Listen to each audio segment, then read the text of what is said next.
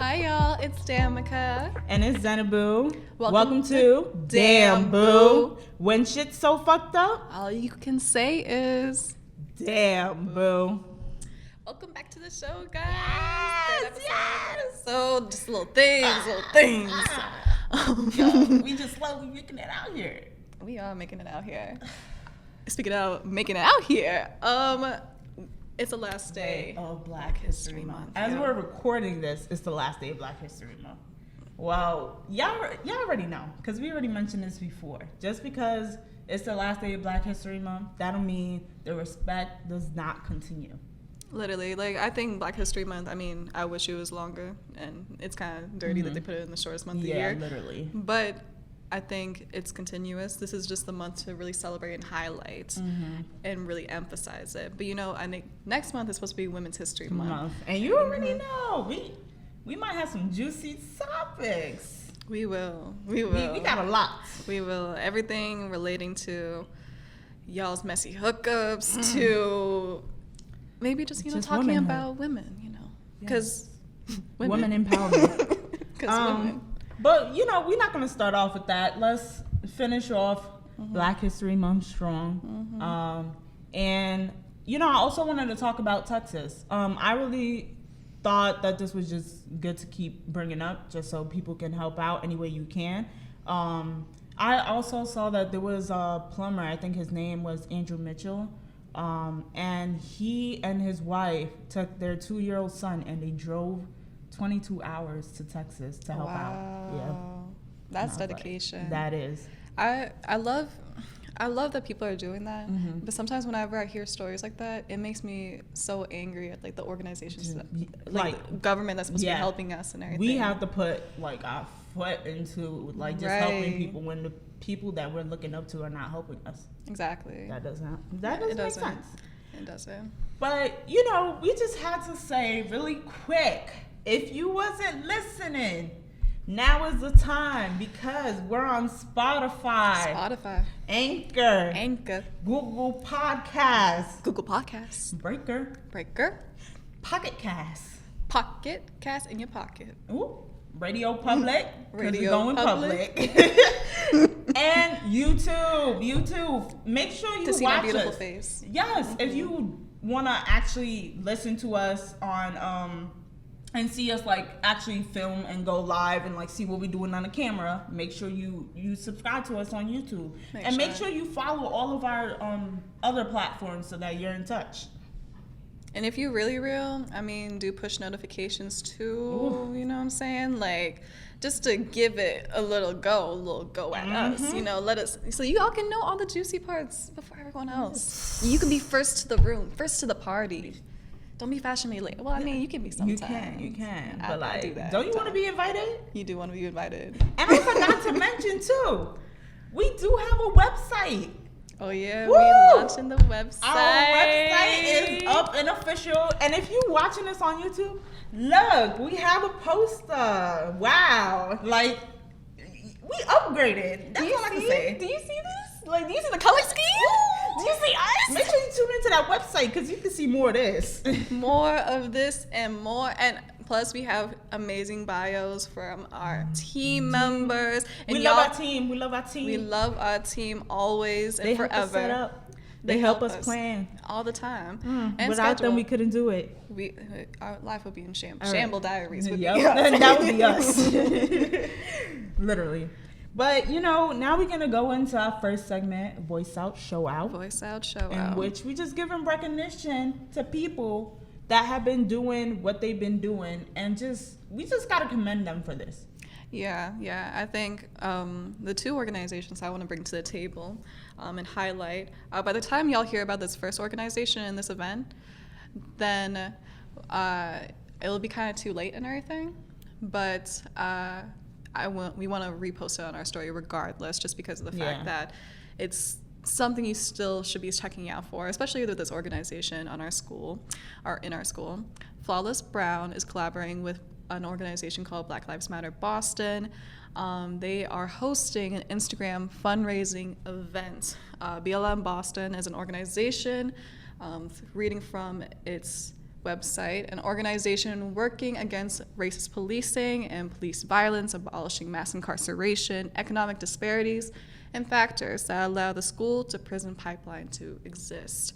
There is going to be a Google form that will allow y'all to go ahead and register for different donation links and everything, different donation amounts. So you guys got to fill it out by Sunday night, February 28th at midnight. We will be reposting it on our story, but by the time y'all hear this, it'll already be passed. Yeah, but y'all can still follow up on Flawless Brown. They're an organization here at Emerson, and we just love the work that they're doing. And make sure y'all help out. I mean, it's the last day of Black History Month. Literally, and plus, I think they're having future events too. They're also having, a casting call for like a play and everything. Ooh, so definitely look out for that. My Emerson good. Students, go ahead, look out for that. That matches up with what we kind of talking today. Like, what we talking about today? Just a little foreshadowing. Yeah. But for my second organization, I wanted to talk about Project Blackbird. They are an organization that strives to advocate and inspire pleasure, consent, wellness, liberation, and queerness in Black communities, especially for Black women, femmes, queers, non-binary, trans folks, and the LGBTQIA communities. This hits home for me because I am really staunch to my sex activism and everything and sexual liberation. I genuinely believe that in the conversations that we're talking about, sexual liberation and sexuality in general needs to include BIPOC communities, especially within Black communities. So go check them out. They have multiple campaigns that are, I think that recently they actually just raised, I think, over $20,000 to bail out a woman who was escaping from a domestic abuse situation. Wow. And they do amazing work. All y'all. Amazing all work. y'all. I think if I go on the website, the campaign was, let me make sure I get this right real quick, but the campaign was called, they have Consent Conscience, which is another consent education campaign, and I also have Tondalau Hall. The Tondalau Hall Fund was the one that they raised like throughout the unpredictability of this pandemic and everything. So props to y'all for continuously being about showing out and voicing out. Yeah. As a should. I mean, and girl, thank you for sharing. Like you know, this is it's just gearing us up for the next month. Women's History Month. So absolutely. And so what I'm gonna go into is more. This is y'all probably want to share this with your friends, your family, nieces and nephew, anyone in this this younger teenage group. But it's a group called Black Girl Arts Incubator, and they're offering a paid creative writing and performance program for Black, African, and Caribbean girls between the ages of 13 through 19. And the applications are open now, and they hold in Massachusetts. So if you know anybody, make sure you share that. Going to a creative school itself, this sounds nice, and I wish more spaces. Yes, it's allowing for more spaces, and I wish I had something like this. And I know for sure. This is when I was thinking of this, I was definitely thinking of Sky, because I was like, I knew she probably would want something like this. So make sure y'all share it out. It sounds so cool. Yes, yeah. It's amazing. Like, I wish there were more programs out there like this. But you can follow them on IG at bgaincubator, and that's their IG. And I also want to shout out Jalen Cox. She has her own healing jewelry line, and it's just amazing. Like the work that she's doing, and she just offered a free well, I took it today, so I could speak on my body awakened. I can tell you that. Your chakras. After that, I went right back to sleep for an hour and a half. Best sleep of my life. Really? But she is promising one free yoga class for our BIPOC community. And she just started today. So make sure y'all look out for her. Self-healing, jewelry, all goods, and even offering yoga. She wants to give back to the community, and I think that's just amazing. It was really nice to have experienced this. Y'all could follow her on her business, Raw X Intention. That's her on IG, and her website is www.raw-intention.com. So make sure y'all look out for that.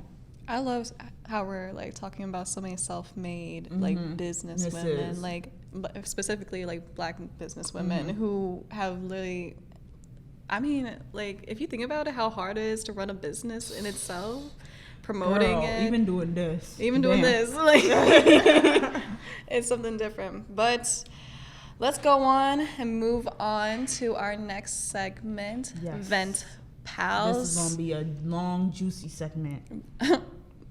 One pandemic at a time, please. Like, I think one of the things that we've been seeing a lot lately, I think with quarantine, we've been streaming a lot of services. A lot. From Hulu, Netflix, HBO, Netflix. Everything you can think of. Amazon Prime. Yeah. Damn. There's so much to see, but in terms of representation. Even cable TV. Cable TV too. But in terms of representation. Oh, it's not there. Let's just say it's not there. It's lacking. It's lazy. It's lazy. And you would think 2021 we would have it figured by now. But we don't. We really don't. I think it's super whitewashed. We're talking about specifically in TVs and movies. Yeah. Some of our favorite shows that we all love and hold dearly to us and everything. I think one of the ones I remember growing up and seeing so much was like Gossip Girl and like 90210 and all that stuff. But even though those some really good shows, but they're so white. They're so like white. You couldn't identify with any of the characters really, because that's not it. Like you didn't see you in the show, in the movies, like, for so many reasons. And it was just like, why? I feel like we have so much to offer. We do. But what's some shows you've been watching like lately? All American. That's a good one. It's on CW. And the cast, wow. The cast is something else. So that's all I gotta say. But I was thinking about this and I forgot a show that I want to come back on so bad. Actually, two of them. Insecure and Pose. My God. Like, come on. You telling me those shows?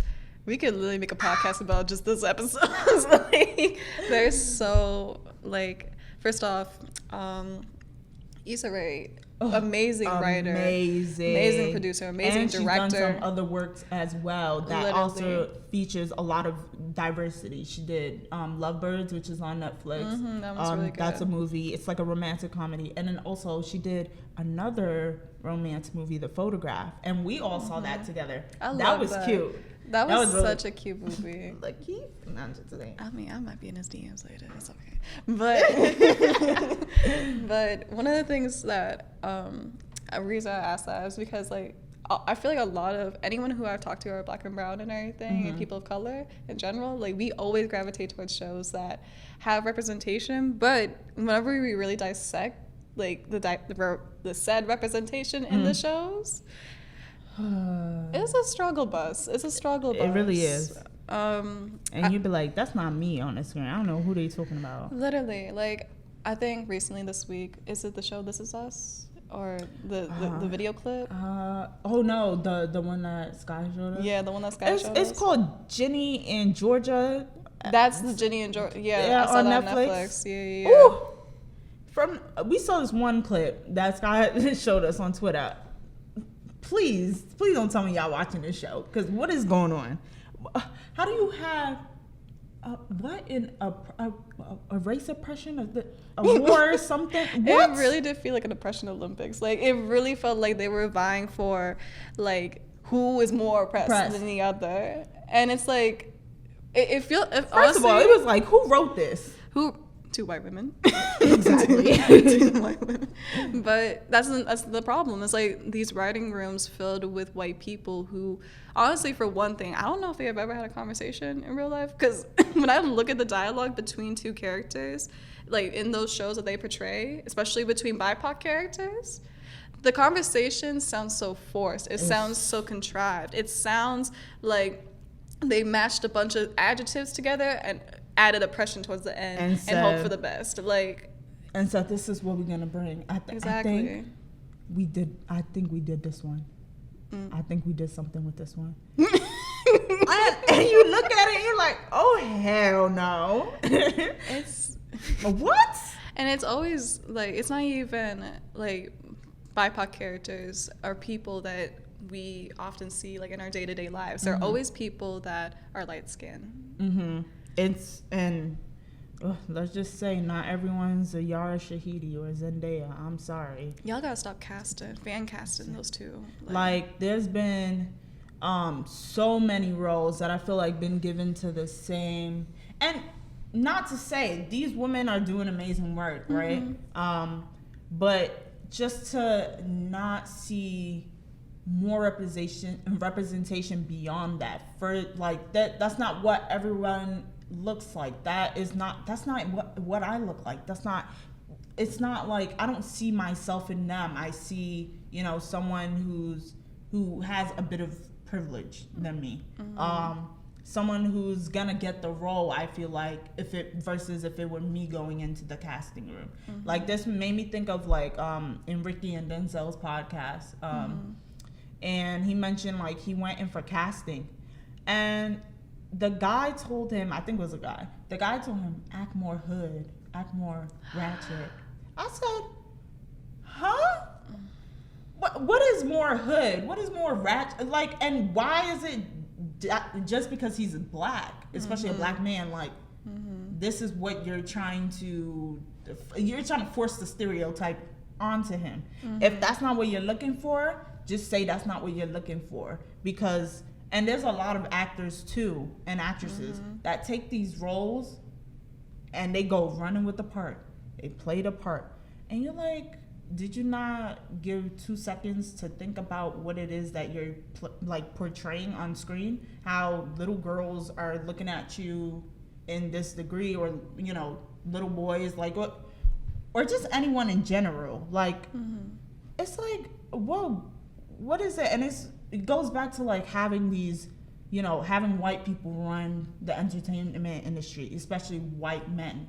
That is just something that I just can't get over.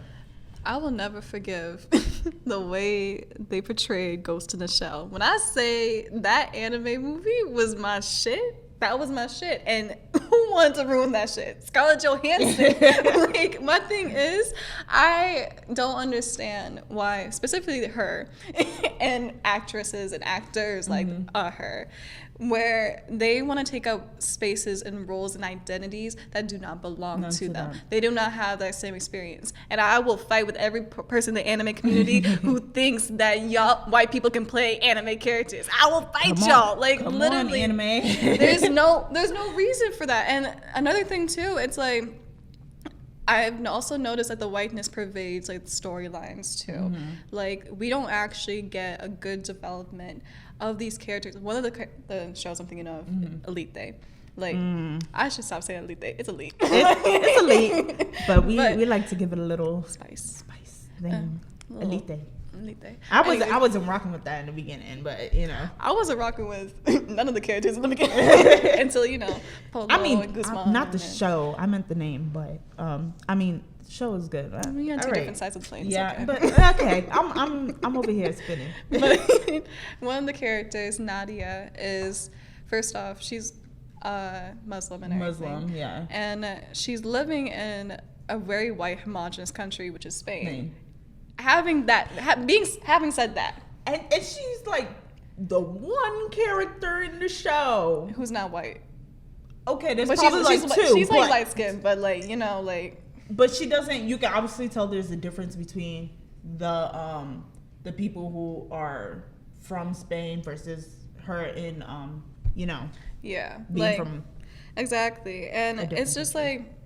like they portrayed her with this hijab as a sign of oppression, which for a lot of Muslim women, it's not the case. That's not the case. And when she removed it, it was for a white boy who ended up breaking her heart in the end, to go ahead and symbolize freedom, to go ahead and be rebellious. And I'm tired of y'all depicting BIPOC, especially BIPOC women, like that, because we have so much to offer. Like, y'all could have went into so many directions with her. Yeah. But y'all decided to do that. And y'all followed a stereotype and y'all ran with it. And just to say, this is not the case for every person, especially every Muslim woman. I have experienced myself. It's not the reason why, but I don't know why it's being portrayed like this. But it is definitely wrong. I don't even know. I think, in the end of the day, to wrap this conversation up, we don't need the same 5 actors, BIPOC actors in every TV show and movie. Just different storylines, different versions, different universes. Like, I genuinely feel like y'all represent like this one part of the race and one part of the experience and one part of the ethnicity, culture, everything. Mm-hmm. And just leave it at that. But that's all. But we gonna have more to add to this. That's all I got to say, y'all. But yeah, so we gotta talk more about this. Like, it's just a lot that's going on, and I don't even think we're gonna get to all of it today. But I just want to say, they keep creating movies and shows about us, but they really don't want us in it, or they don't like anything behind it. It's not told by us. Like, the story is like, it's like, oh, they heard a great story, now they gotta make another depiction. And I'm saying, we don't.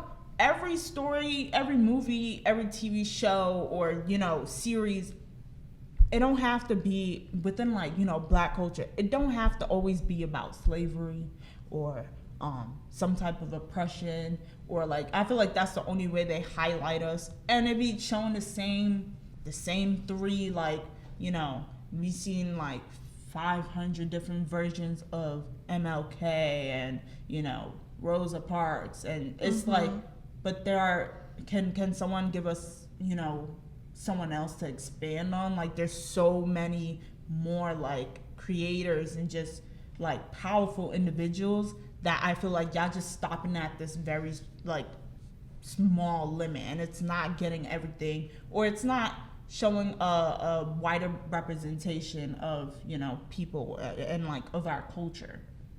Exactly. I feel like there's such a erasure of Black identities within, especially in the Latinx community and everything. I feel like a lot of TV shows gear towards light-skinned Afro Latinx people, and they do the same thing with Black culture, right? And they never actually fully flesh out these stories. They never I feel like I've only seen there's one show, I forgot, it was on Netflix, and basically it was so cute. It was about this little taco business and everything in LA and stuff, and he it's a mom and pop type shop, and they actually had a variety of identities. Wow. If y'all know, I think Jalissa, I think that's her name. I think so. She's from BuzzFeed or whatever, and she was in there too, and it was so well thought out, and it was actually identities. I could actually see LGBTQ love in it and everything, and actually see different varying skin tones. But it was there was still, I will say, with that show and with other shows like it, I've noticed there's only literally 1 or 2 dark skinned characters. Literally. And that's it. This get me tight, because this make me think of Emily in Paris. They I did not watch that. It's one Black character, one Asian character, but the whole show is white.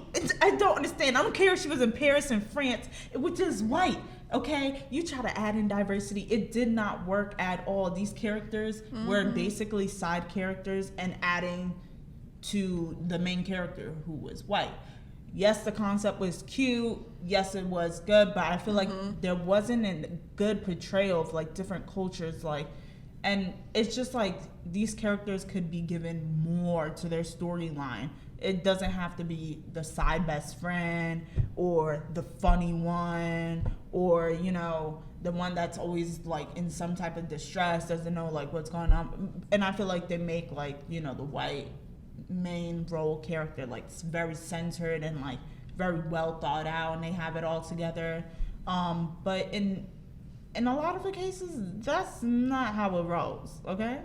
And I'm just tired of it. I really am. I agree, and I feel like it plays into so many like shallow stereotypes y'all have about like the greater diaspora of Black culture and everything and Blackness, because it's like y'all are taking like such a small percentage and putting it across mass platforms and creating such not even intricate storylines for them. You are literally placing them to fulfill a quota, to fulfill a certain aesthetic, to still say, oh, we were diverse though. Yeah. Like, y'all are not there. I know for a fact there are so many actors and actresses who are dark skinned, who have so much literally talent. are busting their ass off trying to get the roles that they deserve, but unfortunately they're being overlooked. Exactly. And and there's a greater problem with having white writers in these writing rooms and everything, and white producers, white execs, all that stuff. Like, it matters. The same representation of diversity on screen matters just as much as it is off screen. The people working in the crew, behind the scenes, like it matters just as much. It really does, because like if you really think about it, like outside of like the storyline and storytelling parts of it, like technicality wise, like lighting and design and hair, makeup, all of that matters for like BIPOC actors and actresses, because it's like I will say this because I love DC so much, but they've really done everybody in the Mama's dirty for this. But the show Titans, the way it started with Starfire, there ain't no fucking excuse for that. Like, you mean to tell me with the technology, the wig technology that we have, the lace fronts like that we have, y'all can't manifest red hair?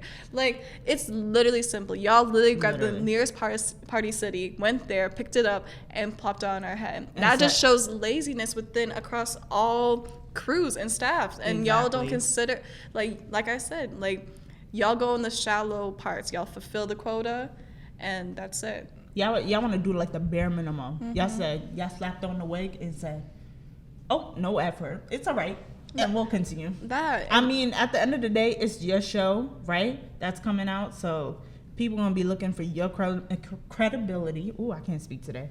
But they're going to be looking for the works that you're doing. And your name is behind it just as much as the people that's playing on your screen. Exactly. So, I mean, and also, like, allow more women in the room. I know Little Women became a big hit also because, the director Greta, she won like an award, and that was a big like phenomenal thing. And there's just so many. It's just crazy because it was like, I believe like When They See Us, Jarrell, he also like was the first, I think, Afro Latinx individual to win an Emmy for acting. And that was literally not too long ago. It had to be, when did When They See Us come out? Probably like 2018? 2019, maybe. Yeah. 2019. So, and that was crazy. And there's just different, like, we see there's different representation being produced now. Like in, we have like Parasite, we have Crazy Rich Asians. Like, those are some big hits that, everybody, we had Black Panther. Everybody was wilding out for that one. Like, and it just shows you, like, as much as you put like people on the screen and how they want to, like, how they see people within them, then it's just like, wow, that's crazy. Like, it's just like, we want to see more of this. Who's gonna be behind the next one? Like, I can't wait for the next one. And I feel like that's what fuels the fire of different creators and people trying to make sure that this industry is acknowledging all these different works. Like, and I'm just fired up. I'm like, damn, after this, I might go watch a movie. Exactly. That has some actual real representation and diversity. Truthfully, another thing too that now you mentioned Crazy Rich Asians too. Like, as much as I love that movie, like, I wish there was more Southeast Asian like representation as well, because of the fact that, like, I feel like in itself, like, there's so many brown people in like Philippines and places around there and everything, that it's just like the region is so diverse. The region has so many different cultures and identities and stories. Like, I'm still kind of fucking astounded that nobody, like, in Disney and the execs and the pitch rooms has, like, actually got into, like, the lore of, like, Philippine, just because I'm Filipino, like, a culture and mythology. Like, there's so many gods and goddesses that they can run with that shit and create princesses, princes, I think heroes. you should start it up. Like, my thing is, I gotta, like, it's just like, y'all have the power in it, and y'all have yet to type into it. Like, how many times are we gonna hear about, like, the same re-ups from other Disney movies? Like, we tired. It's just we like, tired. girl. Like, y'all make me not even want to tune in. And another thing too, like, as much as I love the Disney animated shorts and everything that have, like, Asian representation and also, like, other representation within other cultures, I think there was one, oh my god, it was like Bao or something like that. It was like it was about a story about a bun. Yeah, like, that shit was adorable. That was cute. That was really cute. But I hated that it was just a short. like it's such a good, like, premise and story. We waited for the extended version. Exactly, like that. And there was so many other, like, I feel like so many Disney shorts that have highlighted different, like, cultural, like, practices. And, you know, how many kids are gonna, like, look up on the screen and be like, exactly. I saw me, like, I see me. And that's like, what would give them that type of, like, spirit, that push, that's like, oh, I want to create something like that. Right. Like, even just us right now, like, whatever we do, it's like, dang, I want to make sure that this happens not only for me, but for the people who are looking up to this, who are trying to start their own projects and just push this idea that they can see themselves in films, in TV, in roles that people often deny them all the time.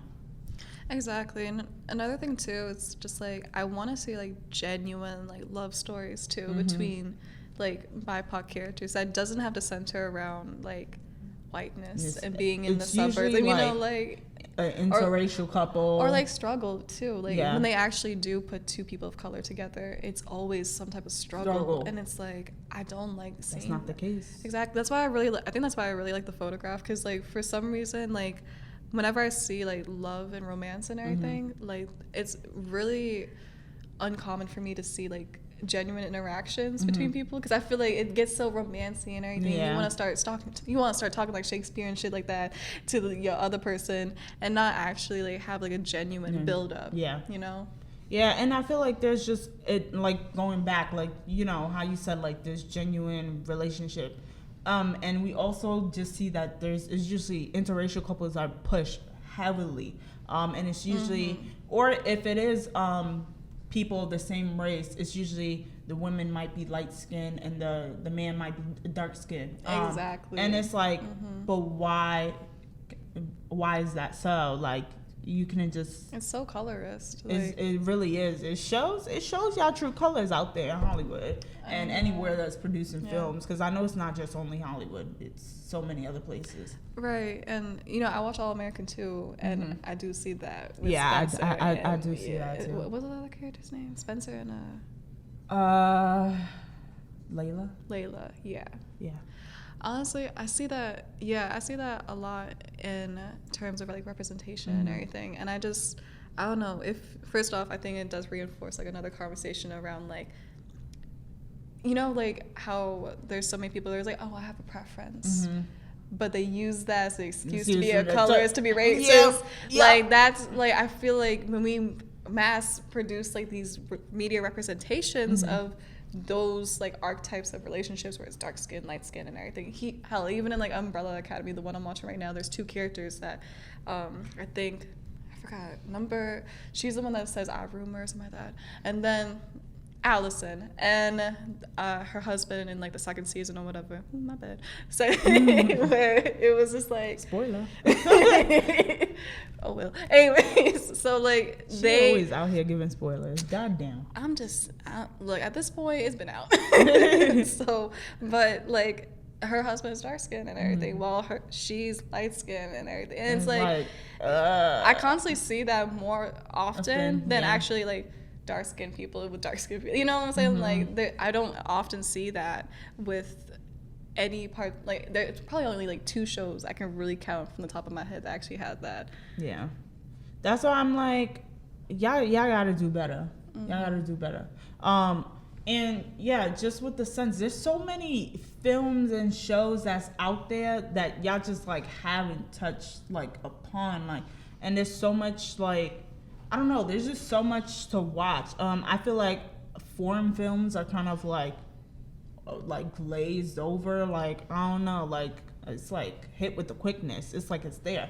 Lupin, that's a good show on Netflix. Oh my god. And wow, they gave a dark-skinned man playing lead role, but also it's just the vibe, the energy, like it just gave everything. And he showed, like, well, I mean, the wife is white, but that kind of it was just seeing him. You would never like think that they would give people roles like this. But I mean, honestly, I feel like I could give better examples of the shows that we've been watching, but it's a struggle. It is a struggle. I feel like whenever I do see, I think going back to that, like, when I do see like shows that have like diversity, or like when Netflix like or like Hulu or whatever like puts out like, oh, this is a really diverse show and everything, and this trailer, like, I get hyped for the trailer, then I watch the show and you're like, ooh. And I mean, there's so many actresses too that I think like have adopted roles that don't fit them and everything. I think who is the woman that plays Gamora in, oh my god, hold on, she took on a role playing Zoe Saldana. Zoe Saldana. She also played they were like criticizing her for her Nina Simone. Like, and they kind of like gave her a prosthetic nose and gave her like a dark. She did blackface. Yeah. Like. And so that in itself is just like, wow. I don't know what to say. Like, it's just so many movies that it's just like, that's not fair. Like, it doesn't give accurate representation. And you're taking away an opportunity from someone else. Literally, y'all can't tell me you couldn't find like an actress that would best play Nina Simone in every way possible. But I genuinely believe that like y'all just are really anti-black and like very colorist. And another thing too with that is like, they like actresses and actresses that go into these roles without like actually thinking about it. Like, they never apologize, and if they do, it's like some shit that the PR publicist or whatever like whips up. I'm sorry if it offended you. First of all, who are you addressing? If I offended you, is already like the bad start. Like, you did. Because if I don't know who that is. So therefore it's not an apology. And I think like Emma Stone, like, she did the same shit where she played someone who was like half Vietnamese and half, it's just like, bitch. I'm tired of them getting awards for the awards for movies and pieces that automatically would have been told better if not only if the actors and actresses were from those identities and from those communities, but if the people behind the camera were also like we talking about people who handpicked the awards, and we talking about everybody and anybody, but also just kind of like, you know, going into this is just a lot to think about, and we hope that it motivates people. So, you know, we're gonna end it off with mentioning intention, and we're gonna wind down. We're gonna shift gears. It's a lot we had to talk about today. Yeah, take a deep breath. And we're definitely gonna talk more about this. Maybe in a different segment, maybe in a future episode. Who knows? I mean, we probably do. They always fucking up. Yep. And we just gotta point it out. Exactly. But I mean, what I think I've been doing is encouraging myself to watch movies outside of my range. Like, what I'm saying is, like, I'm getting into this field. I mean, not that I've just started, but I think me getting into more outside foreign films that get a better depiction of what the world is like, and not just stick to these, you know, American films, or because I feel like those kind of limit how you see diversity and representation. But there are a lot of foreign creators out there that are portraying their community in this right light, and that are actually educating me as well. So I'm just always shocked that there's always someone you never heard about before that you can always watch. And just like making sure that there's films and creators that you look outside for. Like, make sure you do your research. Make sure you find who you wanna look for and who you wanna talk about. And I think it's just equally important to talk with other creators within your your group. I know Flawless also did. I think was in partner. Well, we had like a creators thing in which they allowed us to share. Black creators shared all their thoughts, their projects. It was a good experience. I honestly wish this could happen more often, and I feel like there should be more spaces. I think for me, my mention and intention is honestly like seeing how, with me, I'm a very visual person. I'm really into aesthetics and everything. And I think makeup for me, and like anything to do with the visualization of people and everything, dabbling in makeup, I feel like, and especially like in TV shows and movies and everything, I've seen so many flawed, like, and just poorly, lazy, like, art pieces and makeup looks and everything that I know, like, it's really a striking difference between whenever like, I've seen like conversations where it's like Megan Thee Stallion being like photographed by a black photographer versus like a white photographer. And I genuinely believe that it's reworking, you know what I'm saying, like removing the whiteness and the colonization behind some of the ideals that we purport into our content and everything, and actually reaching out to BIPOC content creators and creatives who have delved into their work and everything and made it to the point where they know they can stand their own ground. They can work in magazines, they can work in movies, they can work across TV shows, like, and they're not being picked up. So I think it's a continuous effort to be mindful of that and celebrate those creatives and give them their flowers when they're here. Please do celebrate them. It doesn't have to be for a specific time, month. You should just be doing it in general. I think, everyone, it kind of made me realize this segment, I feel like, that there is a community that's out there, and there's people in this community that's, want to build each other up, want to help each other. And honestly, if they're not giving you the space, start up your own shit. There's no limit to what you can do. Honestly, start up your own shit. Create spaces for people like you and, just others that don't have the same opportunities as, white people or just, people outside of your, race. But what's stopping you? You can create your own stuff. We created this podcast. Exactly. I mean, and also too, keep stepping on the necks of these white writers. Please let them know. Keep them accountable. Keep them, at the end of the day, that's all I gotta really say about that. But yes. Ooh, that was a loaded one. It was a loaded one. But we appreciate y'all for sticking out with us and listening to the podcast. Thank y'all to our listeners. Thanks to our team. And we seen y'all been catching up with us. We love it. You already know. And thank you to Waveform especially too. Yes. Thank you to our own podcast team. We're going to start off with Scala Figaro, our marketing manager, Alexis Metcalf, she's our videographer / editor, and Kim Knopf, who's also our sound engineer.